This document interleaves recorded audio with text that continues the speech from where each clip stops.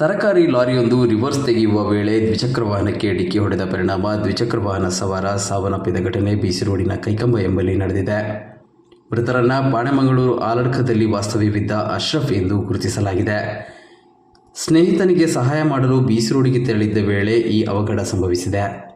ಅಶ್ರಫ್ ಇಂದು ಮುಂಜಾನೆ ತರಕಾರಿ ಅಂಗಡಿಯಲ್ಲಿ ಕೆಲಸ ಮಾಡುತ್ತಿರುವ ಸ್ನೇಹಿತ ಅಲಡ್ಕ ನಿವಾಸಿ ತನ್ವೀರ್ ಎಂಬವರನ್ನ ತನ್ನ ಸ್ಕೂಟರ್ನಲ್ಲಿ ಬಿಸಿ ರೋಡ್ನಲ್ಲಿರುವ ಕೈಕಂಬದ ಅಂಗಡಿಗೆ ಬಿಡಲು ತೆರಳಿದ್ದರು. ಹಾಗೆ 5:30 ಸುಮಾರಿಗೆ ಕೈಕಂಬಕ್ಕೆ ತಲುಪಿದ ಇವರು ತನ್ವೀರ್ರನ್ನ ಸ್ಕೂಟರ್ನಿಂದ ಇಳಿಸಬೇಕು ಅನ್ನುವಷ್ಟರಲ್ಲಿ ಅದೇ ಅಂಗಡಿಗೆ ತರಕಾರಿ ತಂದು ಹಿಂದಿರುಗುತ್ತಿದ್ದ ಲಾರಿಯನ್ನ ಅದರ ಚಾಲಕ ಅಜಾಗರೂಕತೆಯಿಂದ ಹಿಂಬದಿಗೆ ಚಲಿಸಿ ಸ್ಕೂಟರ್ಗೆ ಡಿಕ್ಕಿ ಹೊಡೆದಿದ್ದಾರೆ ಎಂದು ಸ್ಥಳೀಯರು ಆರೋಪಿಸಿದ್ದಾರೆ.